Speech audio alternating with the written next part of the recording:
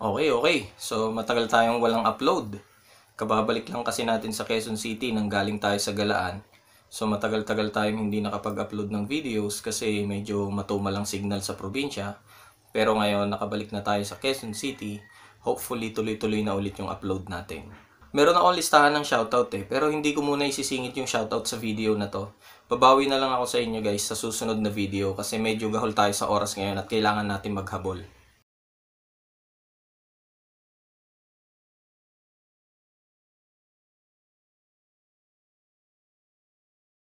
So, pag-uusapan natin ngayon yung isa sa pinaka-nauusong kombinasyon ng spring tsaka bola. Yung argumento na yung matigas na spring ay pampalakas ng hatak at yung magaan na bola naman ay pampalakas ng arangkada at pinagsama mo sila, magiging ultimate combination daw yon o ultimate setup. Tignan natin. So, bago tayo magsimula, intro muna tayo. Kumusta kayo, So, pag-usapan na natin. Matigas na spring, hatak, magaan na bola, arangkada. Pag pinagsama, boom! The best. Totoo nga ba? Una sa lahat, gusto kong sabihin na hindi ko ginawa tong video na to para magkaroon ng pagtatalo kung tama ba yung setup na yun o mali. Kasi una sa lahat, ikaw na gumagamit ng motor mo lang naman din na makakapagsabi kung tama ba yung setup na yun o hindi. Wala kasing tama o perpektong setup sa CVT. Yung maganda sa'yo ay pwedeng pangit para sa iba at yung maganda para sa iba pwedeng pangit para sa'yo kasi ang nasusunod ay yung preferences mo bilang rider. Pero gusto kong ibigay yung insight ko tungkol sa kombinasyon ng spring at bola na matigas na spring at magaan na bola. Isisingit ko lang to kasi kailangan to sa discussion natin. Kapag nagmumotor ka, nakaka-experience ka ng dalawang klase ng acceleration. Yung acceleration na kinokos ng pagbuka ng mga bola mo or yung acceleration na kinokos ng pag-akyat ng gear ratio mo sa mas mataas na ratio at yung acceleration na kinokos naman nung pagtaas ng RPM ng motor mo. So, halimbawa, umusad ka na, unti-unti bumubuka na yung variator mo. At that point, nakaka-experience ka na ng acceleration na kinokos ng pagtaas ng gear ratio. Pero pag sumagad na yung gear ratio mo, hindi rin naman ibig sabihin nun na porke nasa highest gear ratio ka na, nasa top speed ka na rin. Unti-unti pang mag-accelerate yung motor mo. From that point na naabot mo na yung highest gear ratio, at unti-unti na lang na nag-accelerate yung motor mo hanggang sa maabot mo yung top speed, yun naman ay acceleration na kinokos ng pag-gain ng RPM ng motor mo. Kasi pag nakasagad na yung gear ratio mo sa pinakamataas, yung motor mo, yung RPM ng motor mo, hindi pa nakasagad yun eh. Tumataas pa ng tumataas yung RPM nun hanggang sa manggigil siya eh. At that point, nag-gain ka pa rin ng speed kahit papano. So yun yung isa pang klase ng acceleration. Pero sa ating mga Pilipino, yung acceleration na dinudulot ng pagtaas ng gear ratio, yun yung mas kilala natin sa tawag na arangkada. Yun yung madalas nating ipagkumpara from one motor to another eh. Na, uy, mas malakas yung arangkada ko kaysa sa'yo. Uy, mas malakas yata yung arangkada ng motor mo kaysa sa akin Ano ba setup mo? So yung arangkada na yun na tinutukoy natin ay yung acceleration ng motor habang umaakyat yung gear ratio. Isang tabi muna natin yung topic na yan. Doon naman tayo sa hatak versus arangkada. May mga tao kasi, may mangilan-ngilan pa rin naman na ang pagkakaintindi nila sa hatak is kapareho lang ng arangkada. Magkaiba yon. Arangkada ay kung gaano kaganda at gaano kabilis mag-gain ng speed yung motor mo. Kunwari lang to Kunwari, from 0 to 60 kilometers per hour sa loob lang ng 8 segundo. Yun yung tinatawag na arangkada o acceleration. Ang hatak ay yung lakas ng motor mo na bumuhat ng mabigat na load. Gamitin nating example yung manual Baka may basher na naman na magsabi, bakit ka nagbabanggit ng primera, segunda, tercera, kwarta? CVT tayo.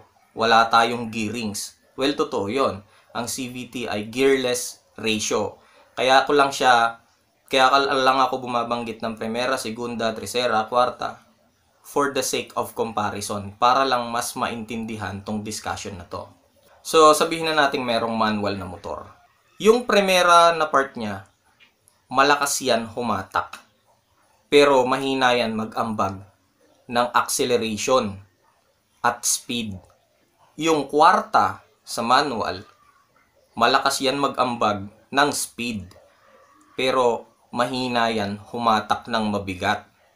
Kaya nga pag naka-manual ka, kapag paakyat or kapag punong-puno ng karga yung tricycle, mas madalas na tumatambay lang sa primera, segunda yung driver. Kasi dun malakas yung hatak, hindi bilis at hindi arangkada, hatak. Doon na tayo sa sinasabi ng mangilan-ngilan na the best combination daw or the best setup, yung matigas na spring at magaan na bola. Kasi matigas na spring, hatak, magaan na bola, arangkada. Pag pinagsama mo daw yon, mabilis na arangkada at malakas na hatak at the same time. Doon tayo sa spring. Logically, oo, ang matigas na spring ay pwedeng magbigay sa'yo ng mas malakas na hatak. Pero yung iba kasi, kapag ka pinapayuhan sila ng mekaniko, halimbawa sinabi, medyo nahihinaan ako sa motor ko sa akyatan eh. Tapos sasabihin ng mekaniko, ganun ba? Sige, para medyo lumakas ang hatak niyan, lagyan natin ng medyo mas matigas na spring.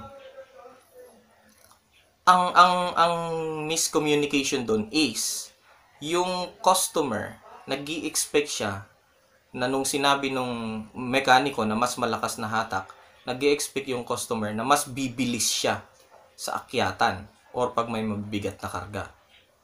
Pero mali. Kasi ang ibig sabihin talaga ng mekaniko nung sinabi niyang mas malakas ang hatak is hindi para dagdagan yung speed ng motor mo, kung hindi para dagdagan yung laban niya para umakyat or bumuhat ng mabigat. Hatak. Kumbaga sa manual, kung yung dati mong setup sa paakyat itinatambay ka niya sa tercera, itatambay ka niya sa either segunda or primera para mas lumakas yung hatak. Pero hindi nun sinasabi na bibilis ang pag-akyat mo. Ganun din sa CVT.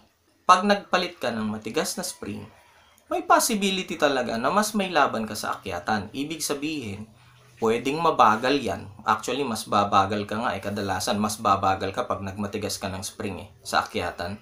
Pero, hindi ka naman papahiyain yan. Hindi mabibitin yung RPM niya. Kasi dahil nga matigas yung spring, mas tinatambay ka niya sa mas mababang gear ratio, mas may palag kang umakyat. Pero, hindi mas mabilis. Mas malakas. Magkaiba yon. Meron akong video na nagpapaliwanag na kapag stuck lang ang motor mo, huwag ka nang magpapalit ng mas matigas na spring. Actually, sinabi ko pa nga doon na ang pagtotono ng spring ay hahanapin mo yung pinakamalambot na spring na sapat ang pigil para hindi dumulas yung belt mo. Mamaya, mas ipapaliwanag ko pa kung bakit ko sinabi yon. Kasi hindi mo naman talaga kailangan magmatigas ng spring para sa hatak . Doon muna tayo sa bola. Ang bola kasi, ang talagang trabaho niyan is hindi para manipulahin yung arangkada mo. Though totoo na pag gumamit ka ng mas magaan na bola, ay malaki ang posibilidad na mas mararamdaman mong mas mabilis yung arangkada niya. Pero kailangan mong diinan yun para maramdaman mo yung arangkada. Though totoo yun kasi, ito yung stock na bola kunwari at ito naman yung mas magaan na bola. Kapag sa stock kasi, sa mababang RPM pa lang, tumataas na yung gear ratio mo. Sa mas magaan na bola naman, sa mas mataas na RPM ka, magbubuka yung bola. So, kung pareho silang bumubuka, ito bumubuka sa mas mababang RPM at ito bumubuka sa mas mataas na RPM, magbibigay talaga sa'yo to ng sensation na parang mas malakas yung arangkada niya. Pero ang trabaho kasi talaga ng bola is hindi para manipulahin yung arangkada mo. Ang trabaho ng bola is para i-compensate yung gain or loss na RPM depende sa springs mo. Ibig sabihin, ang bola ay para balansihin yung RPM ng motor mo depende sa spring. Hindi ko binanggit yung timbang ng rider. Mamaya sasabihin ko sa inyo kung bakit. Kailangan ko munang ipaliwanag sa inyo kung ano ba talaga ang trabaho ng makina ng motor mo kapag naka-CVT ka. Iba kasi to sa manual. Sa manual kasi, may nakakonektang sprocket sa makina mo. Okay? And, kung ano yung magiging ikot ng makina mo, depende sa primera man yan, segunda man yan, gano'n. Kung ano yung magiging ikot nun, yun yung tinatransfer niya dun sa gulong. So basically, sa manual ng motor, rekta ka na binubuhat ng makina mo. Pero ibang senaryo ang CVT. Kasi una sa lahat, para sabihin ko sa inyo, ang CVT ay ginawa hindi para sa speed. Ginawa yan for efficiency. Totoo na may mga scooters na talagang pabilis na ng pabilis, lalo na ngayon gumaganda na yung technology. Pero ang CVT talaga, guys, is hindi made for speed. CVT is made for efficiency. Ibig sabihin, sa isang amount ng air fuel mixture, sa pamamagitan ng CVT ay kaya niyang ibigay sa iyo yung highest possible gear ratio para tumugma yung bilis mo dun sa dami ng gasolina na sinusunog ng motor mo. Pero dahil nga hindi tayo makontento sa takbo ng CVT natin, kung ano-anong pinapalitan natin, di ba? So mabalik tayo dun sa CVT. Ang trabaho ng makina mo pag naka-CVT ka ay iba sa manual. Dahil sa manual ay hinihila ka ng makina mo Literal na binubuhat ka ng makina mo. Sa CVT, ang trabaho ng makina mo ay ibato yung bola sa loob ng variator sa pinakamalayong bato na kaya niya. Regardless sa timbang ng nakasakay, okay? Basta ibabato niya yon sa pinakamalayong kaya niya. Pag hindi niya na yun kayang ibato, dun na lang siya magsistay. That way, napapakinabangan mo yung efficiency niya. Pangalawa, mas naiingatan mo yung makina mo. Kumbaga, hindi mo siya mapupuwersa na ipilit ka pa sa mas mataas na gear ratio kasi dun na siya komportable. So again, ang trabaho ng makina sa CVT ay hindi para buhatin ka ng rekta. After effect na lang yun nung physics na nangyayari sa CVT mo. Pero ang trabaho talaga ng makina mo is magbigay ng centrifugal force para ibato yung bola sa pinakamalayong bato na kaya niyang gawin on a certain amount of air-fuel mixture. Gaano kahalaga na ipaliwanag ko yun sa inyo? Kasi ang pagbuka ng bola natin ay dumidepende sa centrifugal force na binibigay ng makina. Ngayon, kung walang resistance, kayang-kaya ng makina na ibigay yung centrifugal force na kailangan para ibuka ng husto yung mga bola mo at dalhin ka sa pinakamataas na gear ratio. Pero meron kasi tayong tinatawag na resistance. Ang resistance ay yung nakakapagbigay ng epekto sa centrifugal force mo para bumagal. At pag bumagal yung centrifugal force mo, syempre, bababa yung bola mo at dun lang siya sa point na kaya niyang labanan yung resistance. So, merong dalawang klase ng resistance. Okay? Una, yung tigas ng spring mo. Tama. Yung tigas ng spring mo, isa yon sa resistance. Isa siya sa pumipigil sa pagbuka ng variator mo. So, mas matigas na spring, mas malakas na resistance para pigilan yung pagbuka ng variator mo. Pangalawang cause ng resistance ay yung tinatawag na load. Yung load naman is anything na makakapagpabagal sa ikot ng gulong mo habang tumatakbo ka. Kasama na dyan syempre yung lapad ng gulong, yung timbang ng gulong. Pero ang pinakamalaking factor dyan ay yung timbang ng nakasakay sa motor. Kaya may angkas man yan o wala. Yung timbang yan, considered yan na load. Ngayon, pag paakyat ka, yung timbang ng nakasakay, lalong bibigat dahil sa gravitational force. Kasi pag paakyat ka, nilalabanan mo yung gravity. Considered pa rin na load yon. So again, i-summarize natin, may dalawang klase ng resistance na pumipigil sa pagbuka ng variator mo at sa pag-akyat ng mga bola mo sa mas mataas na gear ratio. Una, yung load. Pangalawa, yung tigas ng center spring. So bumalik na tayo dun sa mas matigas na spring para sa mas malakas na hatak. Actually, binanggit ko rin yan sa isang mga video ko. Sinasabi ko na kapag ka stuck ang motor mo, huwag ka nang magpalit ng matigas na spring. Pero kung talagang mapilit ka, gusto mo ng hatak, sige, magpalit ka ng mas matigas na spring.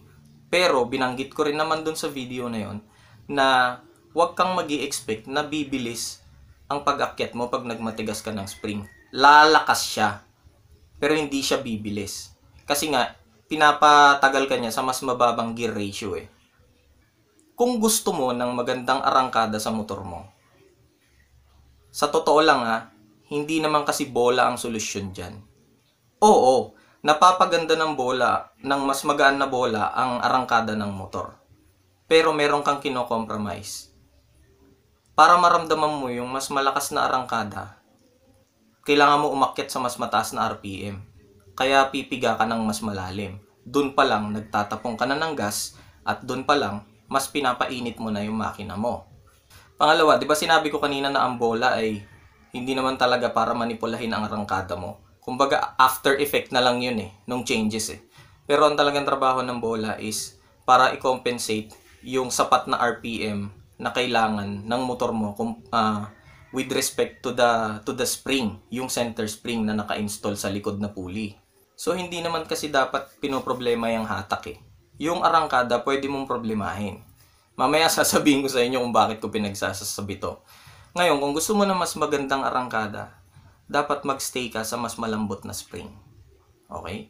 Kung makakakuha ka, kung may mabibili ka man na mas malambot na spring kesa sa stock, sige gamitin mo for the sake of having a better acceleration or arangkada. Pero siguruhin mo lang na yung mas malambot na spring na yan kaysa sa stock, sapat pa rin ang pigil niya para ipitin yung belt mo at hindi dumulas. Pag malambot na yung spring mo, magkakaroon ka ng sensation na bumaba yung RPM ng motor mo. Yun ay dahil pag malambot ang spring mo, mas mabilis kang umakyat sa pinakamataas na gear ratio. Okay? Yun yung habol natin yung makaakyat tayo sa mas mataas na gear ratio sa pinakamabilis na paraan. Ngayon, kapag sobrang bilis niya naman umakyat, pwedeng kulangin yung RPM mo kapag nakastuck ka ng bola. Doon ngayon papasok yung paglalagay mo ng mas magaan na bola para tumaas yung RPM ng motor mo at makompensate niya yung malambot na spring para hindi ka mabitin. Para kahit nagmamadali siyang umakyat sa tamang gear ratio, nasa tamang RPM rate din siya at di siya nabibitin. So nga Road TV, pag ginawa ko yung sinasabi mong yan, hindi kaya mawalan na ng hatak yung motor ko. Kasi ang lambot ng spring ko Diyan ngayon pumapasok yung beauty ng isang CVT. Kasi ang trabaho ng makina mo nga sa CVT is ibigay ka sa pinakamataas na gear ratio na kaya niyang ibigay sa pamamagitan lang ng pagbabato ng bola palabas doon sa gilid-gilid ng variator. Ngayon, kung malambot ang spring mo at magaan ang bola mo, kapag paakyat ka, kunwari mabilis yung nasa pinakasagad na gear ratio ka, okay? Tapos biglang, di ba patag yun, biglang nag-uphill, umakyat ka. Kapag umakyat ka, ang gagawin lang naman yan is, kung nahihirapan siya, ang gagawin lang naman yan is bababa siya Bababa siya sa sapat na gear ratio na kaya kanyang iakyat. Yun ang beauty ng CVT. Hindi mo kailangan manipulahin at gumamit ka ng matigas na spring. Kasi kahit malambot na spring, iaakyat ka pa rin naman yan. Ngayon, kung nabibitin ka, hindi ibig sabihin nun na kailangan mong kailangan mong maglagay ng mas matigas na spring. Ang kailangan mo lang gawin, magbaba ka ng konti sa bola para hindi mabitin yung RPM mo habang inaakyat ka niya sa pinakamataas na gear ratio na kaya niya. Okay? Kaya ako nabanggit na hindi naman pinoproblema yung hatak sa CVT. Kasi ang pinoproblema lang talaga diyan arangkada. Kasi yung hatak, kusa nga hanapin ng CVT yung eksaktong gear ratio para sa timbang mo at para sa tearing. Kusa nga hanapin ng CVT yan. Ang dapat mong manipulahin talaga diyan yung arangkada kung gusto mo ng mas responsive na arangkada. Kapag kasi for the sake of having a better hatak sa akyatan or sa mabigat na timbang ng rider at ng angkas, nagmabigat ka ng gumamit ka ng mas matigas na spring, ganito mangyayari dyan. So, kunwari, paakyat ka, may angkas ka. Dahil matigas ang spring mo, ganito lang yung buka niya. Kunwari lang ganito lang yung buka niya. Sabihin na natin sa manual, katumbas yan ng primera or segunda. Okay? Ngayon, ganyan lang yung buka niya. Mas malakas siyang umakyat kasi nasa mas mababang gear ratio ka. Pero, what if may kaya pa pala sana siyang ibigay? Kaya ka pa sana niyang iakyat ng konti sa mas mataas na gear ratio para mas mabilis yung akyat mo. Pero dahil yung matigas yung spring mo, pinipigilan mo yung full potential niya para dalhin ka doon. Yun yung kagandahan ng mas malambot na spring. Hahanapin niya yung full potential niya, yung pinakamataas na gear ratio niya na kaya kanyang iakyat. As compared sa matigas na spring na nililimit mo siya sa mas mababang gear ratio. Gamitin uli natin yung manual na motor for the sake of comparison. Paano kung paakyat ka at kaya pala niya ng tresera? Kung hindi mo siya pinipigilan mag-tresera, edi mas nakakatipid ka sa gas at nabibigay mo rin yung full potential nung power ng motor mo. Compared dun sa kaya niya naman palang iakyat ka sa tresera, natambay mo lang siya sa segunda dahil pinipigilan ka ng spring mo na umakyat sa tresera. Again, sa manual yun Hindi ko sinasabi na merong primera, segunda, tresera sa CVT. Lilinawin ko lang. So yun ang paliwanag ko dun. Yun ay pananaw ko at yun ay base rin sa kung paano ko iniintindi yung pagkilos ng mga piyesa sa CVT. Hindi ko sinasabi na mali na gumamit kayo ng matigas na spring at samahan nyo ng magaan na bola. Pero kaya ko lang din ginawa tong video na to is para rin maintindihan nyo na yung ganong setup malakas sa gas. Kasi pinapatagal niya na nga yung pag-akyat mo sa pinakamataas na gear ratio. Sa mas mataas na RPM ka pa, magpapalit ng gear ratio. So may possibility rin na yung ganong setup tatanggalin niya o babawasan niya yung top speed mo. Simple lang ang logic nun Pwedeng nasagad mo na yung RPM ng motor mo pero wala ka pa sa pinakasagad na gear ratio. At hanggang dun na lang yun. Malakas din sa gas at malakas din magpainit ng makina kasi ang operation niya ay laging nasa mataas na RPM. So wag ka na magtaka kung puro ungol ang naririnig mo kapag ganyan ang setup mo.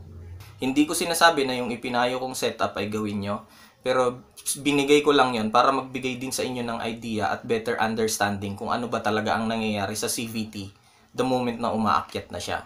At kung kailangan ba talaga magpalit ng spring. Kapag nagsisetup kasi kayo ng motor nyo, ang unang-unang dapat nyong gawin ay maging honest kayo sa sarili nyo. Kapag kunwari gumamit ka ng mas matigas na spring, naramdaman mo na may pumangit sa takbo niya, doon pa lang, dapat may idea ka na aminin mo na sa sarili mo na, uy, pumangit yung takbo. Huwag yung paninindigan mo na paniniwalain mo yung sarili mo na, uy, gumanda yung takbo niya nung nagpalit ako ng mas matigas na center spring. Para lang pag nakikipagkwentuhan ka, uy pare, upgraded yung spring ko, ganun. Hindi ganun yun. Hindi bragging rights ang labanan ng pagsiset up. Okay? Kasi, matatawag mo lang na upgrade ang ginawa mo kapag gumanda yung performance ng motor mo. So kahit na gumamit ka ng matigas na, mas mataas na RPM ng spring, 1,000, 1,500, kung ano man yung gusto mong gamitin, kung pinapangit niyan yung takbo ng motor mo, hindi ka nag-upgrade. Nag-downgrade ka. Masasabi mo lang na upgrade kapag pinaganda niya yung takbo ng motor mo. At ikaw bilang gumagamit, pag hindi ka honest sa sarili mo, dalawa lang ang mangyayari dyan. It's either nagtsatsaga ka dun sa hindi naman maganda, pero pinaninindiganan mo, may pride ka Pangalawa, nangihinayang ka kasi dun sa pinambili mo. So, ang gagawin mo, hahabulin mo na lang siya sa pamamagitan ng paggaan ng bola. So, nalalayo ka na dun sa katotohanan. Yun lang muna sa ngayon. Dahan-dahan lang sa pagmamaneho.